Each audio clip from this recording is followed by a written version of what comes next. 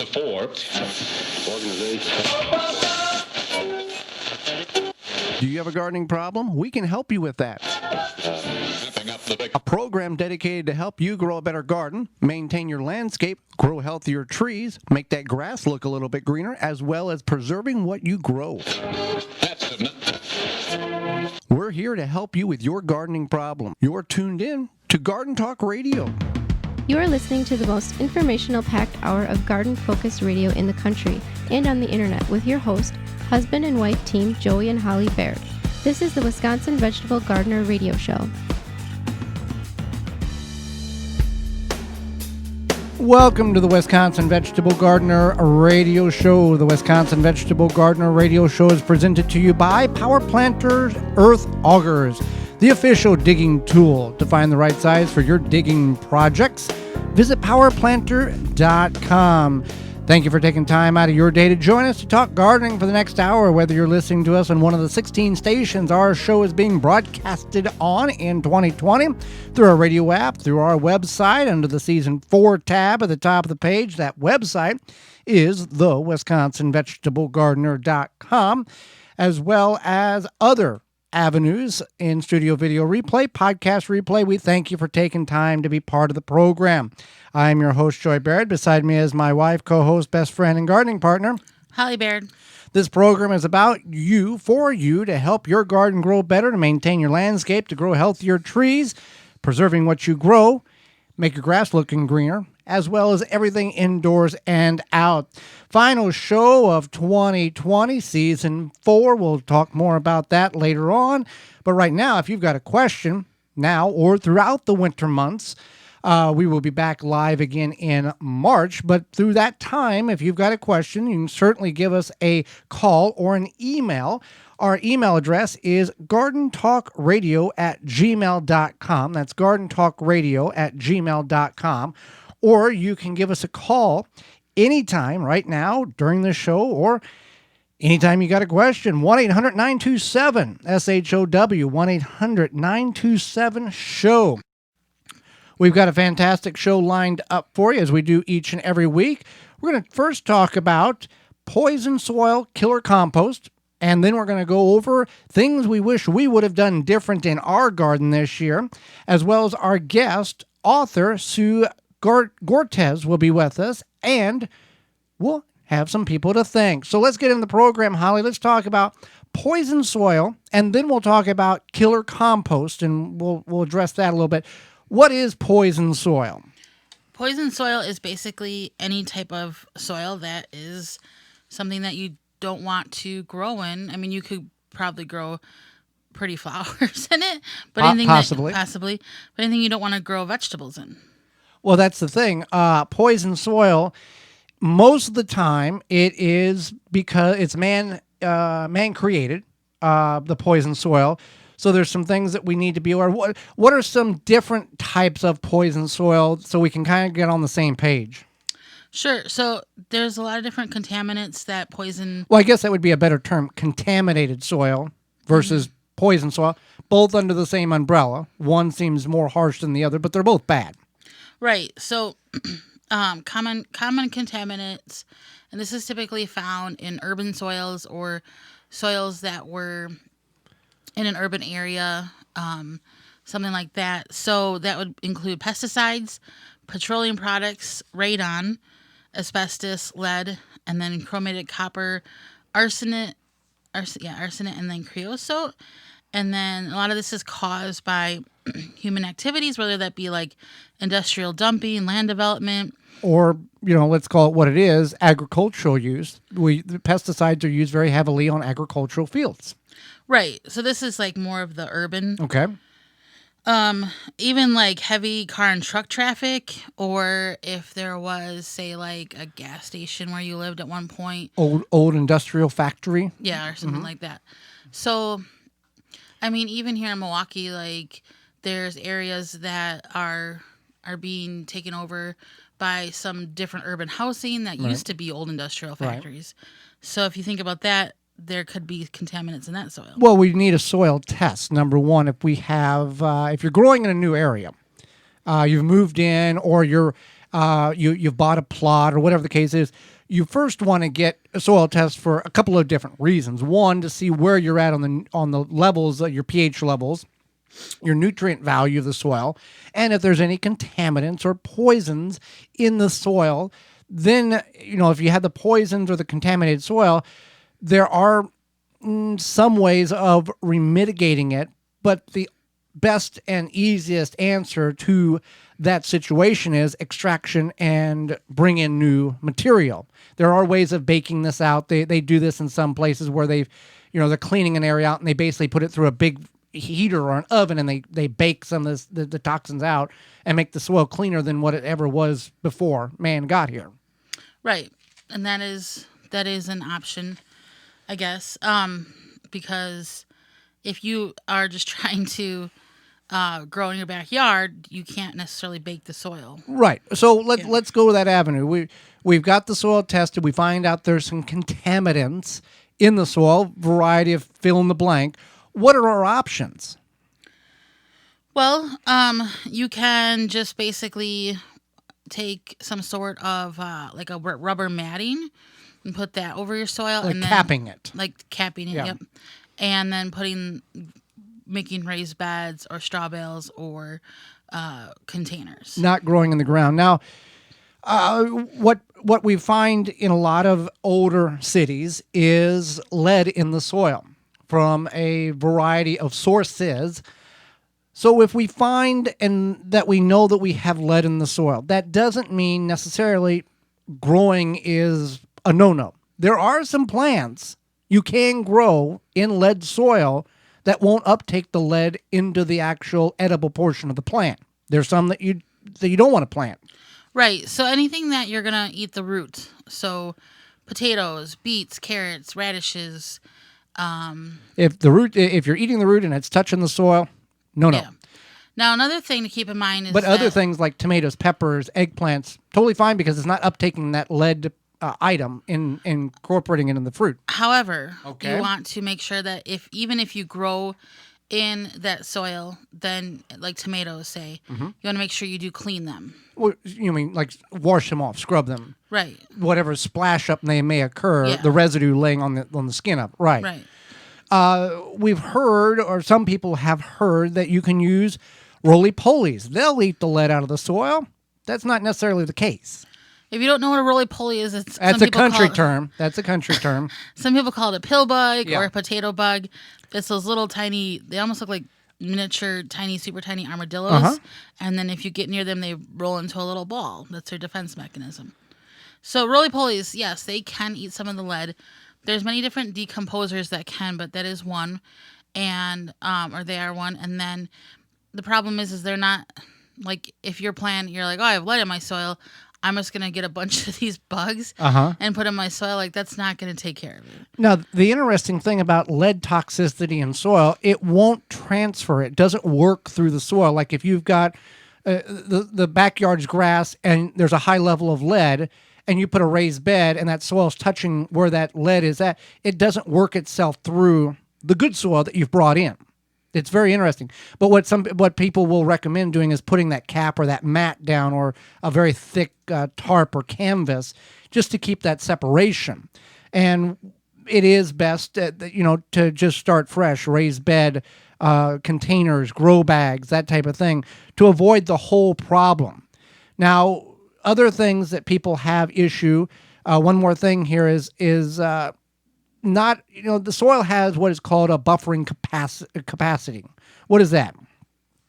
Sure. So this is for, like, say that maybe you have good soil but you live in the city and you're concerned about whether it be rainwater, like acid rain, or some sort of fluoride or chlorine. Potentially a runoff of some sort. Or some sort. So soil does have some buffering capacity. Or a resistance to absorb that bad thing. Right. Okay. So it doesn't mean that, like, if you have a lot of runoff, that it's going to be okay. But if you're watering with your city water that is chlorinated, it's not going to affect your plants. Well, we've found studies as well as that chlorinated water doesn't necessarily hurt the soil. However, there can be other items in that water that can be harmful to the soil, but that soil has that resistance built into it. So it's best to bring in compost. And that leads us to the second part of this discussion, which is killer compost. Now, we can discuss killer compost, but we was fortunate enough to meet in person and interview Joe Lampo. He is host of PBS's Growing a Greener World. I think they're on their 10th or 11th season now. Check your local listings for availability in your area. Also, the Create channel. And he and I talked about killer compost that he had in his garden, and he'll explain that about all of what's going on. Because a lot of people I've seen this over the last year, they've dealt with poison compost, and you had this problem, and people don't know it exists. If you can just briefly tell the story to inform people of what to need to look for so they don't ruin their garden as you did. Well, first of all, it typically shows up from horse manure. So if you are using hay in your garden that has been consumed by horses, and of course it breaks down in the compost pile, which is what happened to me. We have horses, they eat the hay that comes from the farmer that sprays his fields with an herbicide. It's a persistent herbicide. The farmers like it because they only have to spray it one time. It kills all the broadleaf weeds, but it doesn't harm the grass, which becomes the hay. So they'll harvest clean hay. We feed it to our horses. It doesn't break down, so it's safe for the animals to consume, which is why farmers like to use it. But the problem is because it doesn't break down, the herbicide is still effective as an herbicide, even in the composting situation. Through the animal and all the way through. Yeah. Months and months later, when it's broken down as beautiful black gold compost, that herbicide is still there at full strength. But you can't tell that. So you think you're supplementing your garden with organic manure, right? And you mix it in, which is what I did. And it's ironic because I warned people not to do this, and I still did it myself because it looked so good, and I talked myself into using it, and I did. And it didn't take a week. Once those new seedlings, those roots spread out and came in contact with the compost that was tainted, the plants just started wilting, and I knew right away. It's an instant. Once you know what to look for, it was instant. Almost kind of looked like the plant wasn't getting water that it was needing. It just kind of wilted to nothing. Shriveled, wilted, stunted growth, disfigured. There was a lot of symptoms to it, but you instantly know. And then the problem with it is you only have two choices. You can wait it out, which can take literally 3 or 4 years, as it did even with me, proactively, or you can dig it out and replace it. I had 30 cubic yards of soil. That's at least 3 large dump truck loads of soil. I didn't have the time or the money to change it out and buy it. So I waited it out, but I also proactively tried to do all that I could do as a human, which there's not much you can do. These are synthetic compounds that are designed not to break down. But if you expose them to UV light, air and water and heat, that means just turning your soil extra and exposing it. Nature will kind of revert it back to natural. It will accelerate the decomposition or the deactivation of the herbicides. So I knocked a year off of it.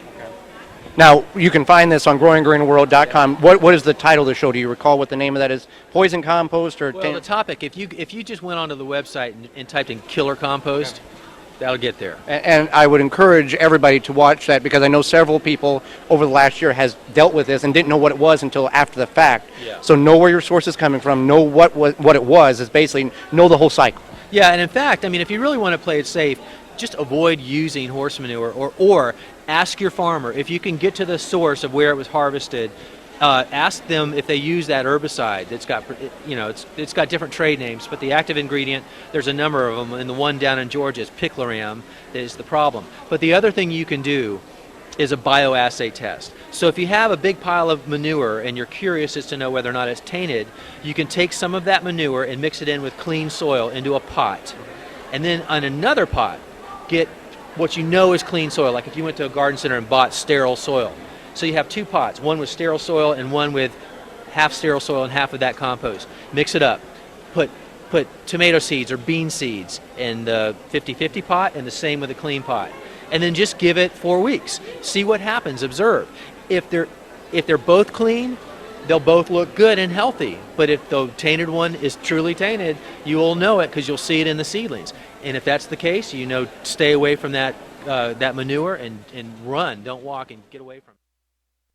So killer compost, great explanation of Joe Lampo, their host of PBS's Growing Greener World, explained to us. And so that's what you need to know about poison soil. or toxic soil, and killer compost. Thank you for taking the time out of your day to listen to our show. This is our 35th or last show of 2020. Did you miss last week's show? We talked about common and uncommon garden methods, growing teas and herbs and spices, and our guest was Diane Devereaux, the Get Canny Diva.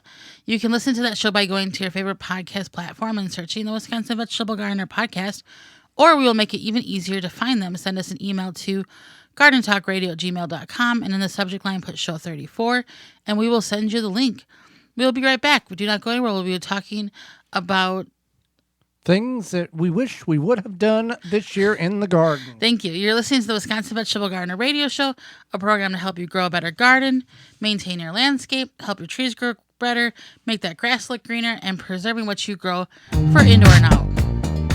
Got a question for Joey and Holly? Send it via email anytime to gardentalkradio@gmail.com.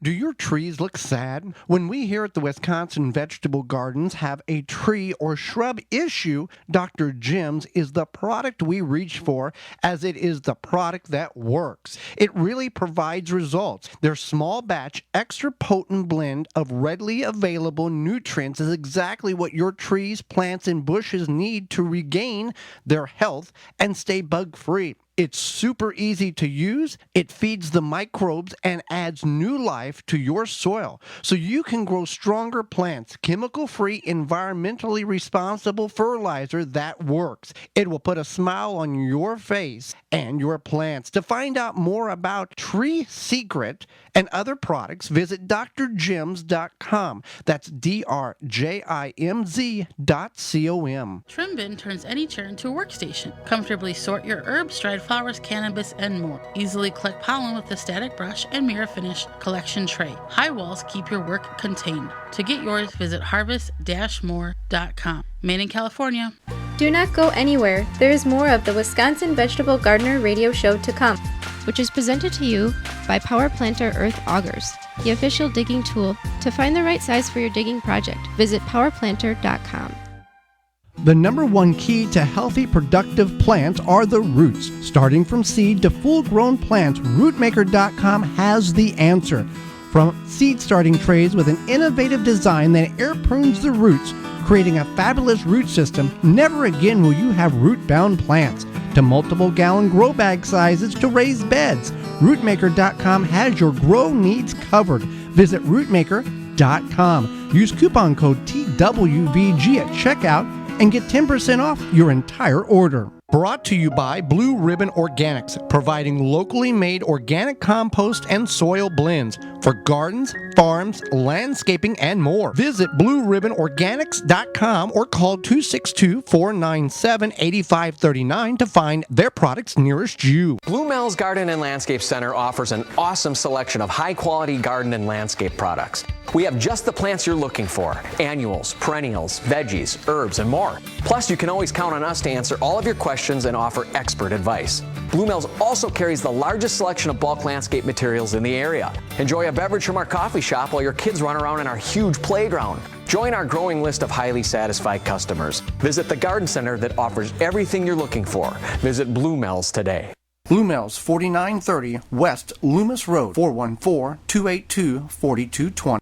The Wisconsin Vegetable Gardener Radio Show is brought to you by the following: Neptune Harvest, Happy Leaf LED, Dripworks, We Grow Indoors, Deer Defeat, Harvest More, Blue Ribbon Organics, Blue Mel's Landscape and Garden Center, Chip Drop. Find all sponsors at the WisconsinVegetableGardener.com and thank them for their support.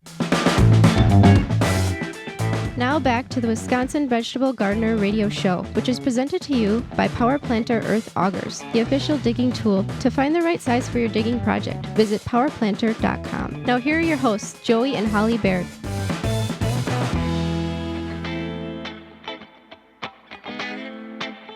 Well, hindsight is always 2020. What we once wished we knew when we were younger, or last week, or last month, or earlier today would have made things a lot easier for us in the projects in which we was and have tackled. We're going to go over some things that we wish we would have done differently or changed or not done at all in our garden this year. Maybe you can relate to those. First will be not growing potatoes. We did grow potatoes. We wish we wouldn't have grown potatoes. And Holly, you can explain the reasons why we wish we didn't grow potatoes now, back 4, 5, 6 months ago. So I don't know what happens in our garden, but Best not to know. Best not to know. But we didn't grow them directly in soil not directly into the ground this year. We grew them in raised bed. It was a raised bed that Fresh compost. And yeah, we just we did get potatoes. We got potatoes, but they were, small, kind of like new potato size, whatever. And we didn't get a lot. And it was just highly disappointing. Now, before you write in or email us or give us a call, we've done potatoes in every way, shape, and form, in the ground, a no-till, in compost, in fresh compost, in old soil. We've done it every way possible, and we still don't get the results. We get potatoes, but we just don't get the yield like many of you do that we see on social media, where you plant one potato and you get 4, 5, 6, 7 of them in return off that one plant. We plant one and we get 2 small ones. So right. The return's not there. Right. So we don't really know why, because my sister's garden is about, I would say, I don't know, 15 minutes. Well, not 15 minutes. I'm trying to think in measures of distance. Oh. Probably about 6 miles to the east. Maybe less. And she has similar soil, but she just gets huge potatoes. Right. So we don't know what's going on. So we're going to stop. Right. You can buy organic potatoes, or you can buy inorganic potatoes. You can get 10 pounds for like $3.47 at the big box store. I can put a tomato in that spot and get massive returns off that tomato versus 2 potatoes that takes the same equivalent amount of time. Well, let's talk about tomatoes. We wish we would have grew more tomatoes, as many of you who garden or farm, you never have enough land. You always want more. And we we reduced our volume when we went to the raised beds. We went from, about 60, 80 tomatoes down to 30 in one raised bed, which they did fine. They did great. We just didn't have enough of them. Right, and that's one thing, is that we do wish we had more. They did do really well. We will change that next year. Yeah, for sure. We're going to at least double, if not add a few additional ones in the ground somewhere. Another thing is cardboard in the bottom of raised beds. Happy with some, didn't do it with others, and we got a mixed bag on that. Yeah, some. No, explain the practice there. So the idea is that when you put your raised beds down, or when you build your raised beds, you put down a layer of cardboard to help kind of suppress the weeds, and then just have a layer there. And it's going to break down, but it'll help suppress the weeds. That first year to kind of really choke things out, and the thistles and other things with that. And that's what we had the problem with. We've got 4 beds, 5 beds. I don't even remember. What do we got? We got 5 beds. 5. Yeah. We put the cardboard down heavy in one bed, and the other 4 we did not. And the other 4 grew things much, much better than the one that we had put cardboard in. But the one that we had put cardboard in, we didn't have the thistles or the grass that we had to fight with. But the yield on those plants just wasn't that great. So it was kind of good and bad altogether. Right, exactly that. I don't know. I think it just depends, and I think maybe that's just a personal decision. Some people do put weed cloth down, weed fabric, right, hardware cloth if they might have moles or voles. So there's a lot of options, but we chose not to for those other beds, and then we did for the one. Well, the thing with the cardboard, with the thistles, with the ones that we didn't use, we fought with. We used an organic weed killer on it, and we did studies, and we found out that, and we did research that as the thistles continue to emerge, you can cut them back real deep, and you just continue to stress them out to where they can't get at the sunlight to photosynthesize. You burn the tops off with the organic weed killer, and eventually they stop coming back. And that's what happened. Right. We didn't have to fight that all through. And then as the foliage of the plants grew, it again suffocated and reduced the amount of light that was getting in there. So it worked fine.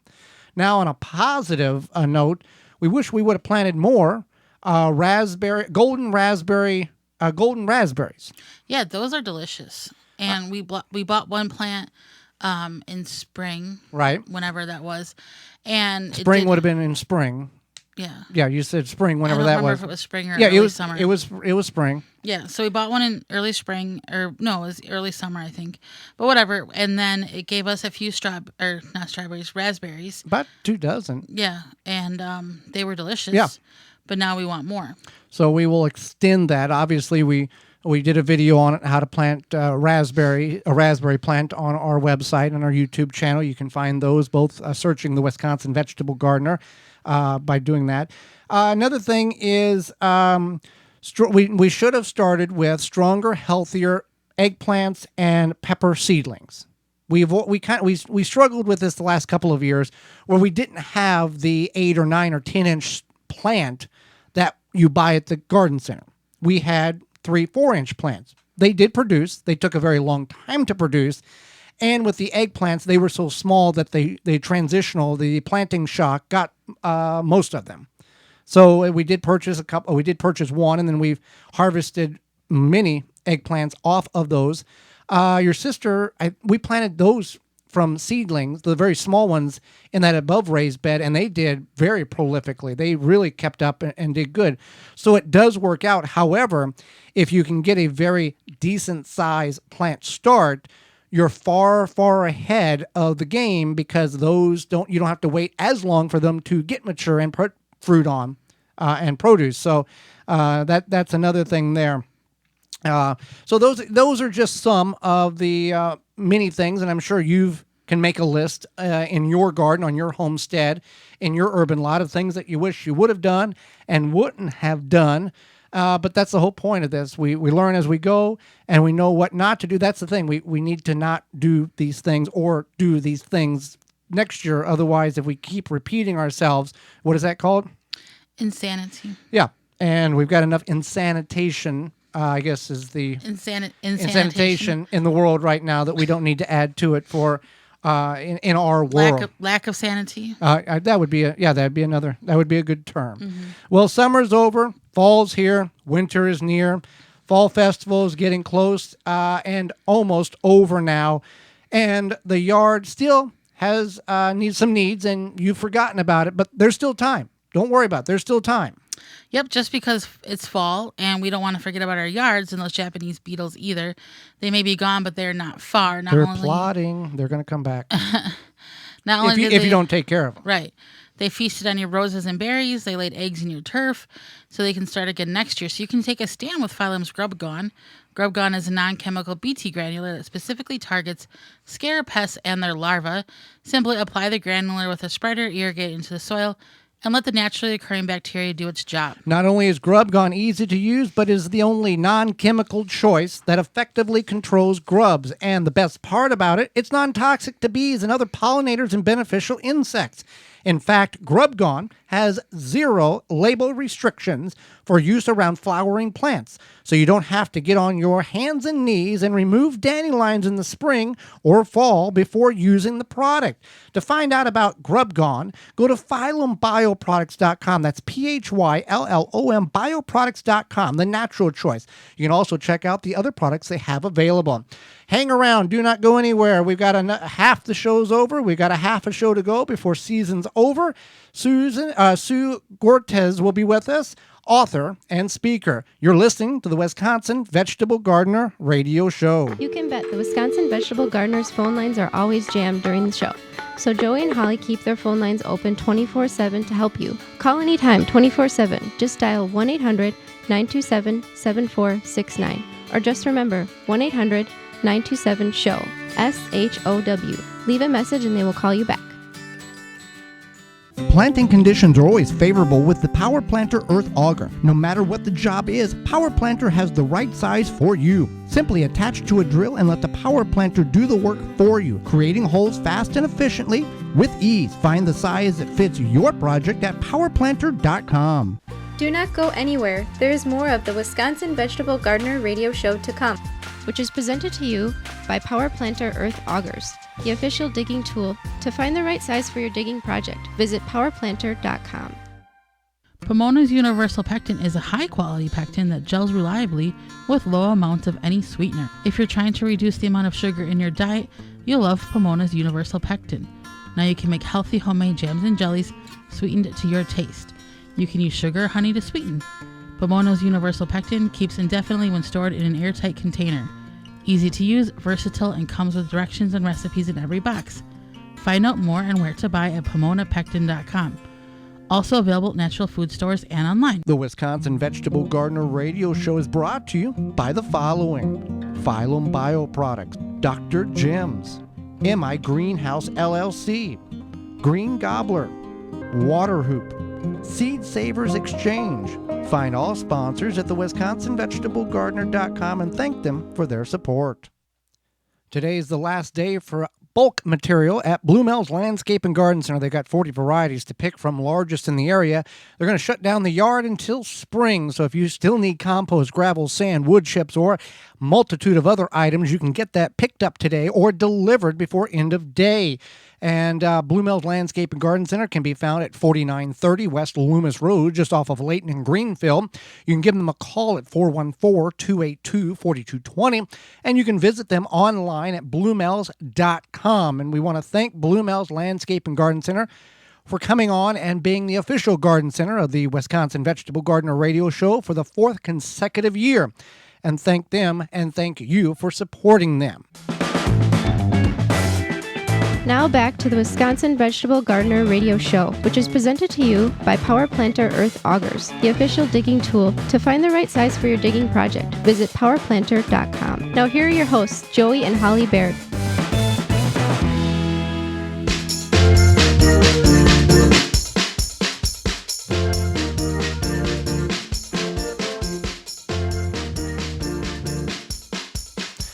Welcome back to the Wisconsin Vegetable Gardener Radio Show. Holly, let's go to the hotline and bring in our guest for this week. Sue Goetz is a garden designer, writer, and speaker. Through her garden design business, Creative Gardener, she works with clients personalizing garden spaces. And Sue is also certified as a professional horticulturist. And she's the author of A Taste for Herbs and is very passionate about herbs. Welcome to the program. Thank you so much. Thank you for having me. Well, thank you for taking time out of your day, not only to join Holly and myself and educate us, but all of our listeners across the country. We thank you for that. Yeah. So you're very passionate about growing herbs.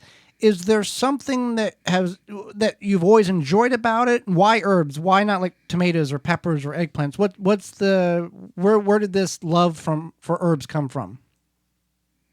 It's been long ago. I when I started gardening, when I was younger, I actually tend to just grow things that I can do something with, like, not necessarily just ornamental in the garden. And so I've always had a passion for that. And so maybe a bit selfishness, I want to know what a plant is going to do for me. So what's it going to give back to me? And when we think of herbs, they're the most giving group of plants you're ever going to find.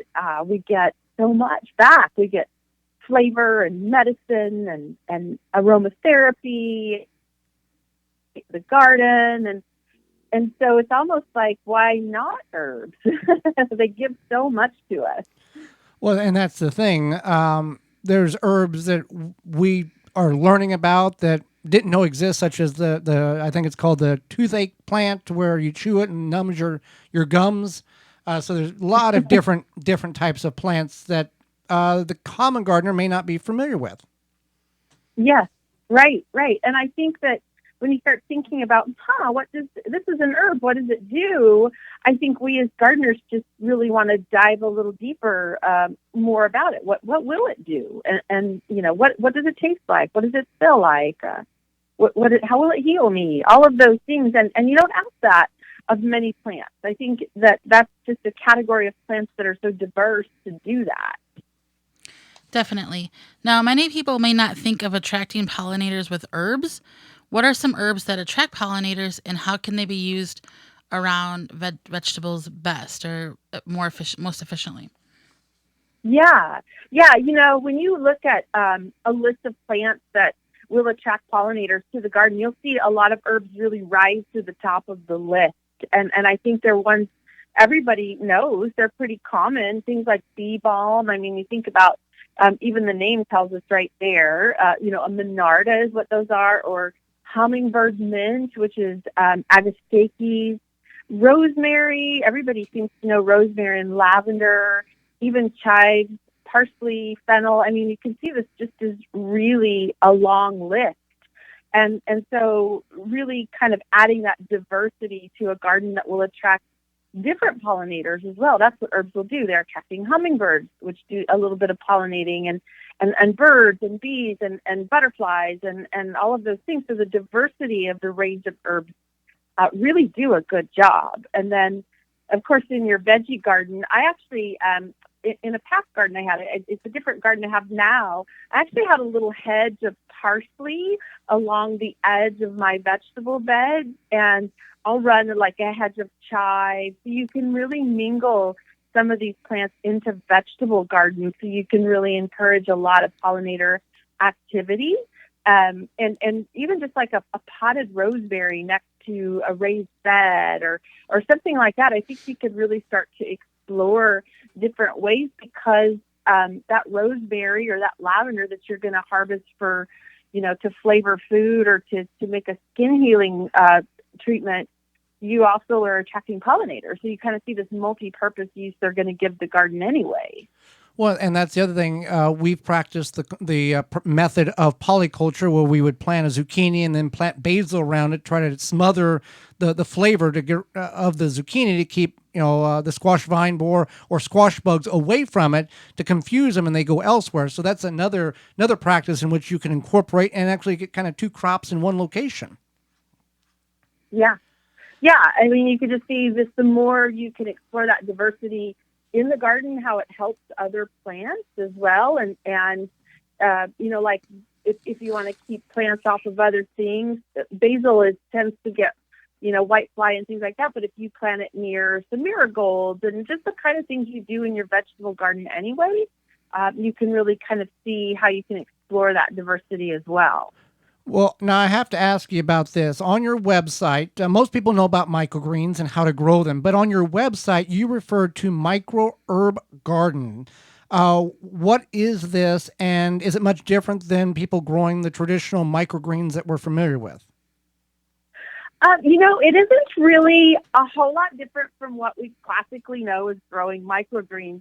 I just call it micro herb gardens because I really wanted people to have a really good kind of capture an image that they could have little mini microgreens, but you're using herb seeds instead of, most people use different types of lettuces and things like that. And so you can grow little mini herb gardens, really, and you can start them any time of the year. It's just basically what you do with microgreens, seeds in a tray, that kind of thing, and harvest them when they get about 2 to 3 inches. And I absolutely love like a tray of little microgreen of basil and cilantro, and parsley is another one of my favorites, because those little tiny plants, just like a lot of microgreens, the flavor of the herb is really hyper extended, so it's really intense. And that's what I really love. So I call them little micro herb gardens. It makes you think more beyond what people kind of tend to do with microgreens anyway. We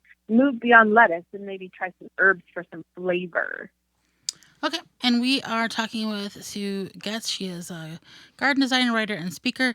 Now, some of us have trouble growing lavender. I know Joey and I have struggled with this, but we would love to and have a lot of lavender. What are some tips for growing lavender? And I think this is a question I always get asked: how can I grow my lavender? What makes lavender happy? And so I usually kind of start with, think about where lavender grows in its native environment. It grows on the hillsides, rocky soil in Mediterranean regions of the world. So like that kind of rocky, poor soil in the full sun. And so think about in your garden where you would maybe try to mimic that, or really kind of give those conditions to the plant, and you'll have much more success with lavender. So I always say, find that sunny part of the garden where the soil is kind of cruddy and it's a little rocky, and you don't need a whole lot of amendments. You can just kind of put a lavender in there and let it go, and it'll thrive. So it just really needs that good drainage, It needs lots of warmth and sun. And so how can you kind of create your little Mediterranean corner in your garden? I think that's my best advice, and lavender will just do very well in those conditions. Well, you bring up a good point. As gardeners, we always want to make the plant grow where we want it to grow, not where it's will grow. So that's a good piece of advice that you've offered us. Right. Your book, A Taste for Herbs, can you tell us what it's about and something our listeners may find very intriguing or really enjoy about it? Yeah, so A Taste for Herbs I wrote that because I wanted to really share with people how to capture the flavor of herbs. So it isn't really a cookbook with all the main dishes or anything like that. It's really how we take a plant from our garden that we're calling an herb, because that's what it is, and we're infusing it, taking that flavor, capturing it into seasoning salts and oil and vinegars, and even infusing into honey, infusing it into butter. And so it's kind of more the things you add to the main dish. What makes the main dish exciting?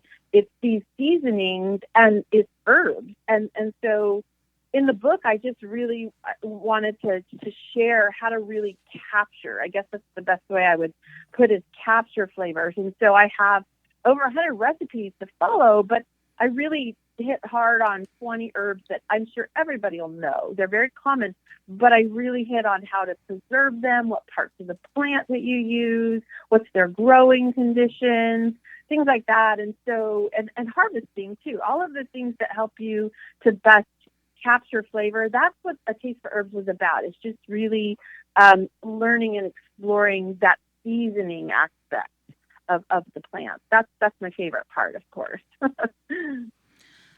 Fantastic. Now, how can our listeners find out more about you and your book and all of your great information? So you can find me a couple of different ways. I have my website, SueGoetz.com. I'm going to spell it SueGoetz.com.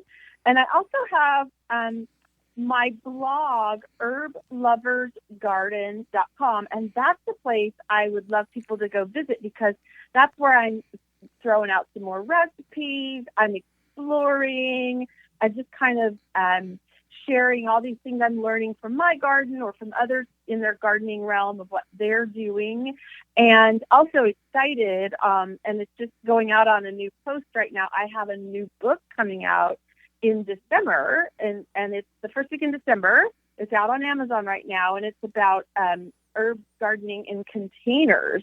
So this makes it really accessible to everybody. So you can find more about the book at those places. And then if you're an Instagrammer, I'm Creative Gardener on Instagram, and you can find my little kind of herb wandering there as well. Well, that book about growing herbs in containers, I think that's going to be a hot one, because everybody, maybe you don't want to pull the real estate from your garden where you were going to put tomatoes and you put herbs, but you can surround your garden with those containers or in grow bags or whatever and grow them that way. Yeah, totally. I'm so excited about this book because it really, I even dive a little deep into balconies and roofs and people that maybe just really don't have garden space. Don't want you to miss out on the greatness of growing herbs. And so this container gardening book really explores through that. And I even explore how to use pollinator herbs in containers and moving them in the garden where they're beneficial to the plants around it, like you're talking about your veg garden and things like that. So there's lots of fun things coming out. I'm really excited about it. Well, Sue, we greatly appreciate you taking time out of your day to join not only Holly and myself, but all of our listeners across the country. Yes, and thank you so much for inviting me. I look forward. People can contact me on my website or whatever if they want to chat about herbs or have any questions. I'd love to help with that as well. Absolutely. And thank you very much. And when we come back, it's time for some thank yous. You're listening to the Wisconsin Vegetable Gardener radio show program to help your garden grow better. Got a question for Joey and Holly? Send it via email anytime to gardentalkradio@gmail.com. Protect your plants against damage with a 3-in-1 plant guard and special blend fertilizer. Visit ivorganics.com. Wisconsin Greenhouse Company designs greenhouses specifically built for the northern Midwest climate. All of their greenhouses are made to withstand heavy snow and wind for years to come. They build freestanding and home-attached greenhouses for both commercial growers, schools, and backyard gardeners. Visit WisconsinGreenhouseCompany.com. For more information on pricing or to request a greenhouse catalog, go to WisconsinGreenhouseCompany.com. Do not go anywhere. There is more of the Wisconsin Vegetable Gardener Radio Show to come, which is presented to you by Power Planter Earth Augers, the official digging tool. To find the right size for your digging project, visit powerplanter.com.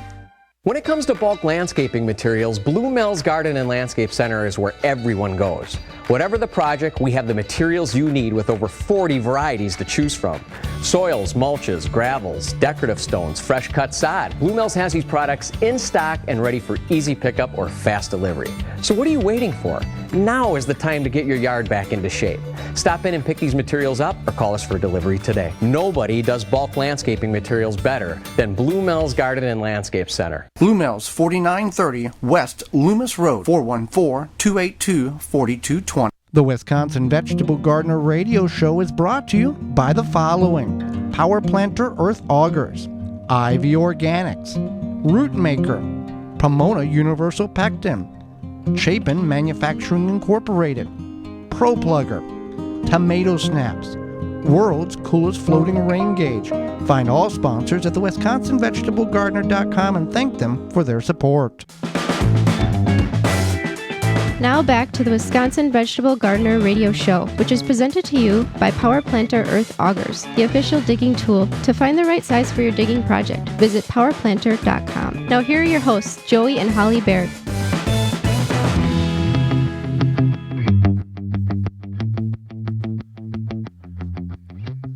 Our final segment of our final show of Season 4.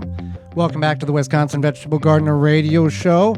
We got some people we want to thank and some information we want to share with you. When it comes to producing, now this is kind of a little behind the scenes, when it comes to producing a radio show, it's not just that we walk in, turn the mics on, and talk for an hour. There's hundreds and hundreds of hours that go into the production of the show over the course of, for us, 35 weeks. And hundreds and hundreds of hours and tens of thousands of emails in order to contact companies and ask them, hey, here's what we do. Here's our platforms across the country. Do you want to be part of the program and sponsor our show? And that's Joey's full-time job.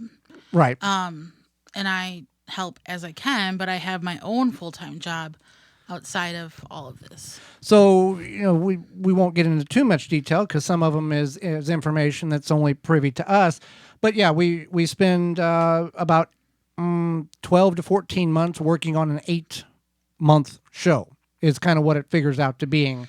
When the show starts in March of Season 5, I will already be planning for Season 6 that following year on how it's one of those things, what will affect the domino that I knock over today? How is that going to affect the 6th month or 8th month or 9th month down the road dominoes? How is that going to all affect that? So it sounds seamless when you listen to it, but to us, there's a lot of information, a lot of work that goes in behind the scenes in order to make the show what it is. There's a lot of Garden Talk radio shows on the air, regionally and sometimes nationally, based on where you find it. Some of them, ours is very unique.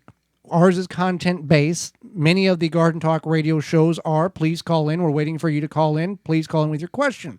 We wanted to deliver the content to you, and then if a question comes up due to that content that was delivered, then you can reach out to us via phone call or email in order to get the clarification in which is needed or additional information to provide for us. So that's how our show works. And we first want to thank God, because that, and faith and God kind of go together, because that has been the driving force behind this program. The way this program got started back in, it's actually January of 2016. We attempted to do this on our own the previous year, failed miserably. And then I got laid off from the job that I had that was full time.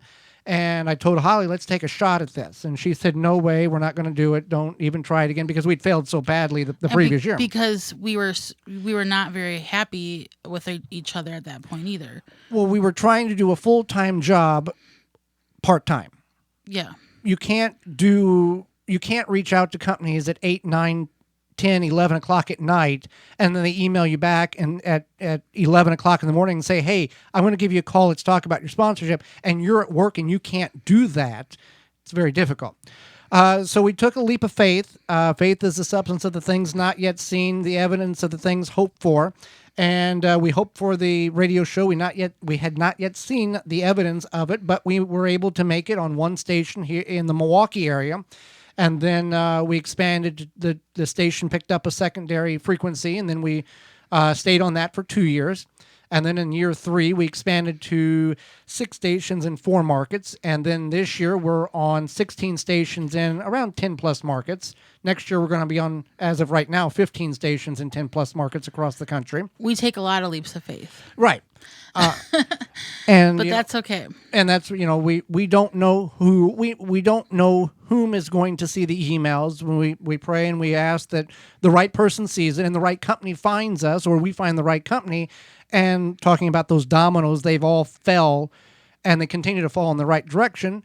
And if they continue to fall in the right direction, the right people get a hold of us, and we get a hold of the right people, we feel that is the path in which we are supposed to be on. When it becomes difficult and things do not fall in the direction, then we have to reevaluate the situation we're in, and if we're continued to be on the path in which we're supposed to be on.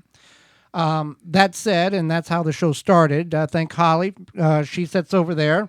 I run the button. She sits over there and kind of fills in places where I need to change things over here. That's all I do. Well, you do other things, but you're able to make things seamless. Whenever I have a problem over here, you take over and make it sound like there's nothing wrong. And you just talk about whatever the topic is. And I'm scrambling over here trying to figure out why things have gone the way they've gone.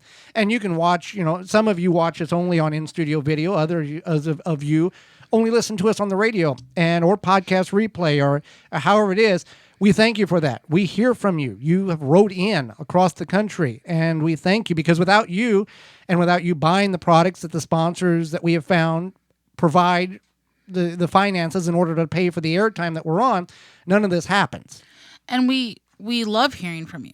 Yes. It's very delightful to us when we have a call on the hotline, or we get an email or whatever. I found you on this platform, or I listened to you, on this station every week, and we thank you for that. That means a great deal to us.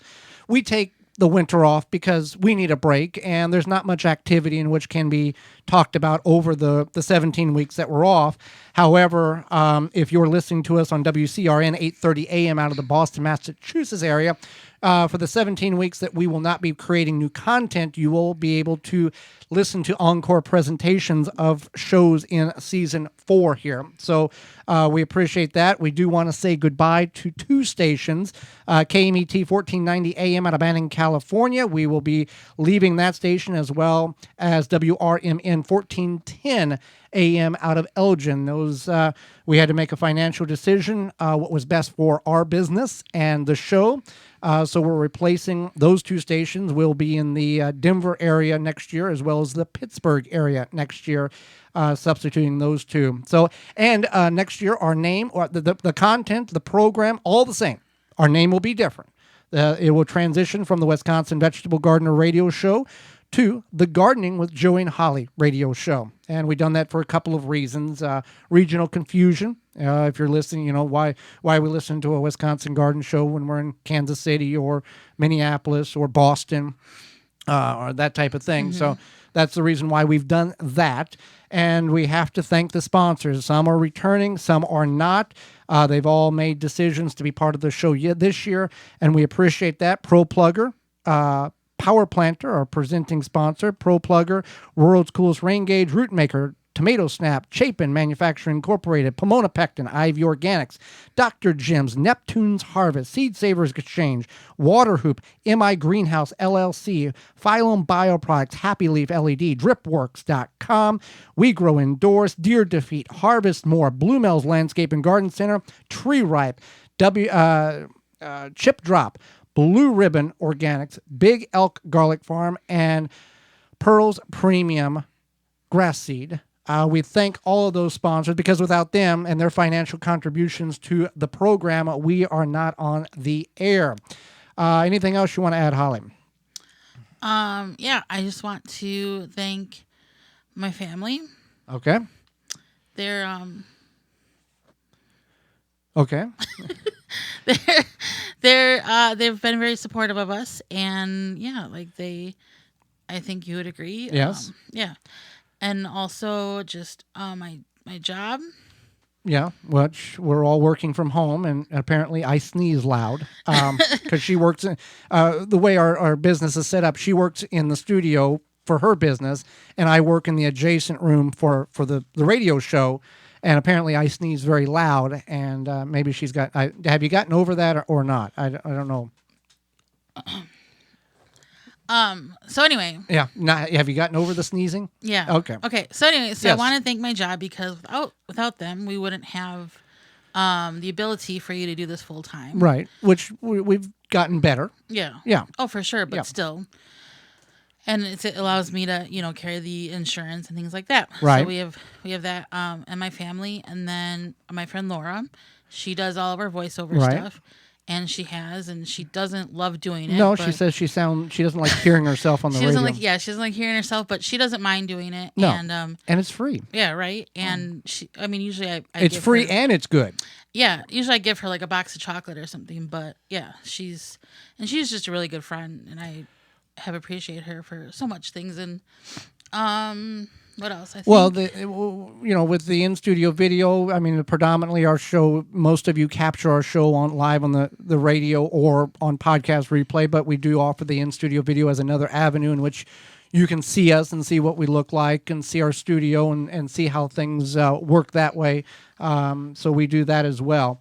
And I just think that we should show appreciation to our other close friends Right. in our lives that have been supportive and helpful and just like bouncing ideas off of them. And Yeah, you don't know anything about gardening, but read this. Does this make sense to you, or are you confused? And because we think we know what we're talking about. or I mean, just in general, like I have gardening friends who are like, what's your topic this week when you're doing the show, and tell them. And And there's people who listen to our show that don't garden. Right. Yeah.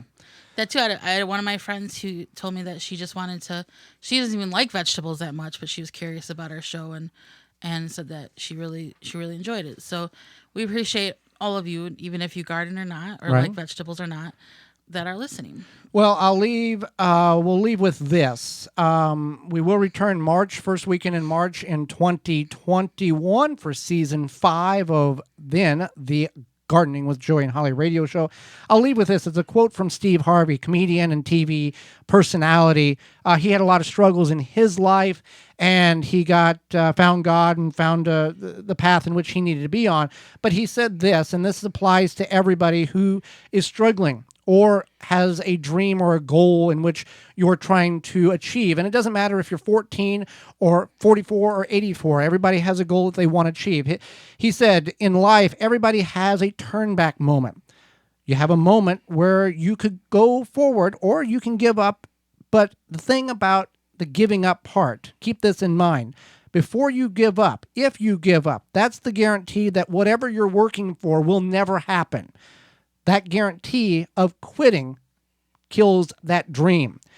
That will never happen. Nowhere under the sun will that dream happen. The only way that's possible to remain is if you can make the dream happen is to never give up. No matter what, no matter how hard it is, continue to push through, and the dream and the goal will get achieved. That's paraphrasing from Steve Harvey. So until next year, if you got a question, if you've got a comment or whatever you want, phone lines are going to be open all through the off season. Email is going to be available all through the off season. You can certainly get a hold of us both ways. We appreciate you taking time and listening to our program. Until next year, for Holly Baird. I'm Joey Baird, and we will see you in the garden.